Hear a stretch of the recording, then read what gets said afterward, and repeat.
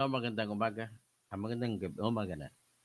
At ang tatalakay natin sandali lang yung comment natin tungkol sa utos ng Supreme Court laban kay Remulla at mga kanyang kasama siyempre yung Department of Justice, kasama sa Executive Secretary na pinapabigay ng comment tungkol sa motion. Motion yun, hindi yung petition na. Motion ni Bato de la Rosa na utusan si Remulla na isumiti sa Supreme Court ang kopya ng warrant of arrest galing sa ICC. Ang nangyari po ay tinanggihan ng Supreme Court ang request ni De La Rosa na ibigay sa Supreme Court ang kopya ng warrant of arrest. Natandaan natin na nagmayabang pa si Remulla na meron daw siyang kopya ng ICC warrant of arrest pero hindi pinakita. Hindi na sa cellphone doon niya pero hindi pinakita. Tapos huling tanong sa kanya, meron daw pero hindi pa nakatranslate. Ano ba talaga kuya?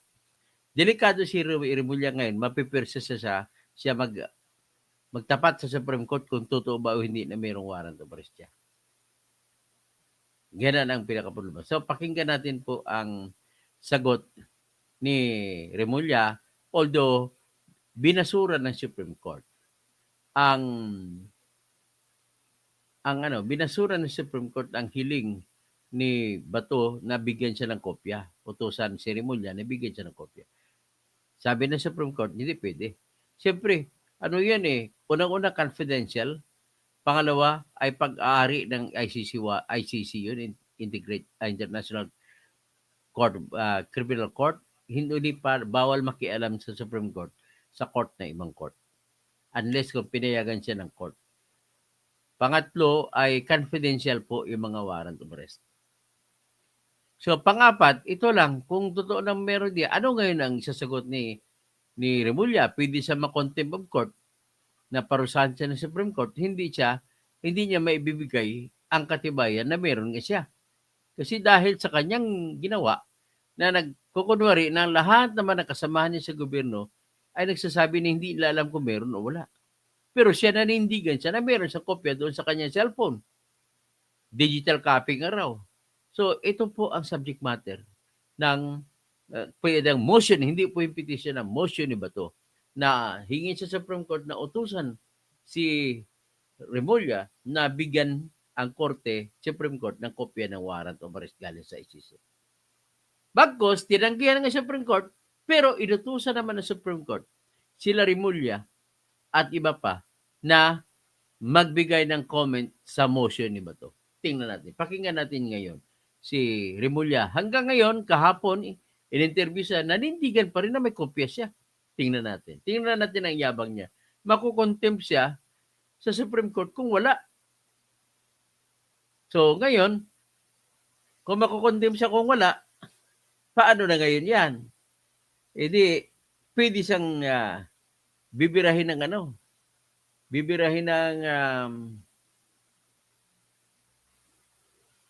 ito. Pwede siyang bibirahin ng Supreme Court sa contempt. Utusan siya kung ano-ano. So, pakinggan natin si Remulla. So, yan. Palakihin natin. Interview sa kanya sa News 5. Former DBM Secretary Amena Pangandaman were, of course, name-dropped by Zam E.S. Bersamin by... I was just, and some of the assistant, when the evidence shows. Dali lang. The statement of about later on, I cannot conclude anything. Yes, because I have disagreements already. When they were there was that became a spark. Hinahanap ko lang po yung sinabi niya tungkol kay Lacson. Kay Bato. Radar at that point. Nothing to run around the place in liberties. Because I did not want to. I'm sorry, your audio is still off. The PLLO, which is directly... Because he started off as he's not a direct descendant. Name drop daw si Idris. Sa graph yan. It will be position ko rito. Ito sa conspiracy. It could have been malversation. It could... Sir, Yes. how grave is conspiracy? so it was a conspiracy. Hindi dito, pasensya na. Sorry, hindi pala dyan. So, gusto ko lang ilabas yung kung saan nagbanggit si Remulla. Saan ba yung na siya may kopya ng warrant.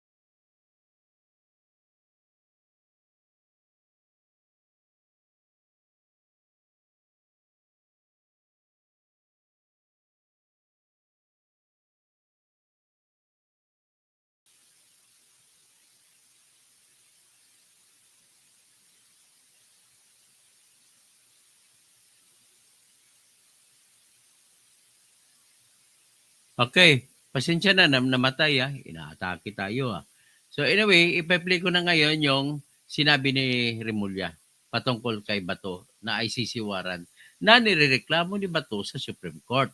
At nirereklamo ni Bato sa pamamagitan ng motion na utusan si Remulla na bigyan ang Supreme Court ng kopya ng sinasabi niya na ICC warrant. Ang problema, mukhang makukontem si Remulla dito kasi unang-una, matitistingan ngayon, masusubukan ngayon kung talagang meron siyang kopya o wala. Kasi lumalabas na sa kanyang sinasabi, siya lang may kopya dun sa kanyang cellphone. At lumalabas din na yung mga taga-DOJ at iba pa, taga-DILG ay walang kopya. Kahit ng Transnational Office ng Interpol, walang kopya. So, ano ibig sabihin? Kahit yung Department of Foreign Affairs, walang kopya. Tapos tanging si Remulla lang meron. Tapos kanina in-interview naman siya pagkatapos magpalabas ang Supreme Court ng utos na tinanggihan ang hiling ni Bato na ilabas ang ICC warrant copy ay tinanggihan kasi unang-una expected naman tanggihan yun kasi unang-una lahat ng opisina sabi wala, si Remulla lang meron. Pangalawa, yun po ay ulitin ko lang sa sinabi ko kanina na bago tayo namatay ang aking live ay confidential po ito sa ICC. Magagalit ang ICC. Pangatlo, siyempre kinikilala rin ng Supreme Court yung sovereignty at capacity to be independent ng ICC. Kinikilala ng Supreme Court natin. At hindi pwede maghimasok sa Supreme Court natin doon. So bagkos, inutusan na lamang Supreme Court si Remulla na magpaliwanag at saka iba pa. So tingnan natin mayabang pa rin si Remulla. Pakinggan natin ang pagyayabang ni Remulla.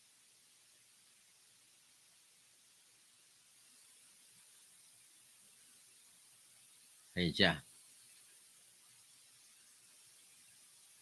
Of headlines for saying that you already have a copy of the ICC arrest warrant. Yes. But when we asked the DOJ and the DFA, wala pa naman daw silang kopya and they don't know where you got yours. It's a complication with the ICC. Oh. But I will stand by my word that there's a warrant. It will arrive officially very soon. I still have my copy, but it cannot be used because it has to be an official transmission. How?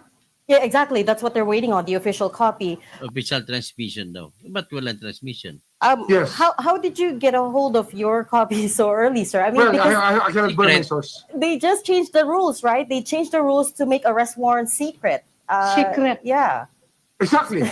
It's a secret document. It says in the Secret. document that it's a secret. Well, let me put it this way, sir. I thought that the government Secret. had no desire That's to the have way the anything to do with the ICC works. ICC. That's the way that ICC works. They Yeah. don't actually mirror our own judicial system. Yeah, exactly. But we have laws that coincide with each other that gives us respect for them, which is international humanitarian law. Yes, Yeah. sir. But Ayun yeah, na I naman. understand, sir, that even from before, government has refused to have anything. Ang problema, yung international humanitarian law natin na Republic Act 9851 ay hindi po nagbibigay dyan ng authority sa iyo na makipag-usap ka sa ICC. Kasi ang requirement po sa Section 17, which is jurisdiction, it only is limited to international courts that have treaties with the Philippines. Ito wala eh. to do with the ICC on an official That's basis. only President Duterte, but not all the governments of the Philippines. So is it fair to say that we are now cooperating with the ICC? Well, we're doing witness protection for them. If that's when I was DOJ secretary, we laid down the line that we will help them with the witnesses that they want to protect in the Philippines. In connection with the drug war. In connection with the drug war and the case in the ICC. Okay. So, Isang pahabol na lang, Ombudsman. May balita kasi na there will be another senator who might be covered by an arrest warrant. May balita din ba kayong ganon? Another senator to be covered by another arrest warrant. Wala pa. Another, second. Wala pa ako alam. Kung sa ICC galing, wala pa. wala ka pang early Kung sa copy. wala pa akong early Baka copy. may nun. early copy. Pero sure ako kay Bato. Sure ako ron. Pero sir, Okay. sir, sorry, a bit of a technicality lang. Kasi I remember kay dating Pangulong Duterte, we went through Interpol, not through the Yes. ICC but through Interpol. So what's going to trigger any action on the part of government this time with Senator Bato? Are we waiting for Just a red transmission of notice? the warrant. Sir? Transmission of the warrant. Transmission. Yes, sir. Because But, 9851 does not mention Interpol. We can do what has to be done with respect to the warrant issued by the International Tribunal. Huwag ka nga manloko ng tao, ng Pilipino. O, ipakita ko, basahin natin ang jurisdiction. Makinig kayo. Republic Act 9851, jurisdiction, the state shall exercise jurisdiction over persons, whether military or civilian, suspected or accused of a crime defined and penalized in this act, regardless of where the crime is committed, provided any one of the following conditions is met. The accused is a Filipino, the accused regardless of citizenship or residence is present in the Philippines, or the accused has committed the said crime against a Filipino. In the interest of justice, the relevant Philippine authorities may dispense with the investigation or prosecution. Ibig sabihin po, kung sa ngalan ng katarungan, pwedeng magparaya ang Pilipinas at hindi na ito mag-imbestiga in favor of international tribunal kung meron man na gumagalaw. Tapos, kung bibigay siya na magpaparaya siya, pwedeng isurrender lang ng Philippines or extradite ang suspect or akusado like Bato na sa loob ng Pilipinas sa international court. Kung mayroong applicable extradition laws and treaties. Ang problema po, wala na tayong treaty sa ICC. Kaya huwag kang manloko, Rimulya. Nangluloko ka ng Pilipino eh. Patuloy. When you say we will do what has to be done, really the only option there is surrender because Ayan. as we keep Of pointing course. out, Huwag ka naman loko. Tarantado ka talaga. it cannot be course. extradition because Yes. ICC is a judicial body, not a country. So the Exactly. only option there is surrender, correct? Yes, yes. Okay, so in short, we will surrender him. Well, if that's the position of the executive department, I wouldn't disagree with them. Because when I was there, that's what we did. Yan At least klarong-klaro. O, ulitin nyo naman ang kidnapping. This time kay Bato gagawin. So, yan po ang yan lang ating ilabas ngayong balita. No? Ano lang tayo. Mag-shout out Romel Bengson, Jing Unciano, good evening, Rob Bonget resign. Nakaka-stress talaga.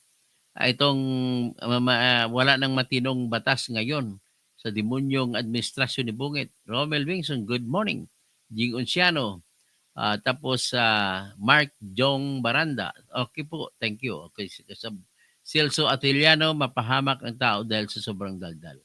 Yasmin Martin, Doktor, bakit po may tangang abogado gaya ni Bunjing? Ay, kasi may ang boss niya, gusto niya ipakuan na matutuwa yung si boss niya na si Bongbong Marcos Celso Atiliano, good evening sir. Dapat kayo ang dapat in-interview sa mga TV station. Ang galing nyo mag-analyze ng mga issue. Salamat po. So, gano'n na po ang ating So, let's paki-like na lang ito at siguro mag-discuss tayo siguro Ano ba ang mangyari nito? Expectation. So, ang mangyari nito po ay mapwersa po si Remulla na magbigay ng comment sa Supreme Court. So kung magbibigay po siya ng comment, anong mangyayari? Ang expectation ko po ay mapipilitan si Boying Remulla na magtapat kung talagang meron ba. Ngayon, dahil sa siya nagsasabi at kung sabihin niya hindi niya may bigay, that's the big problem of Boying Remulla.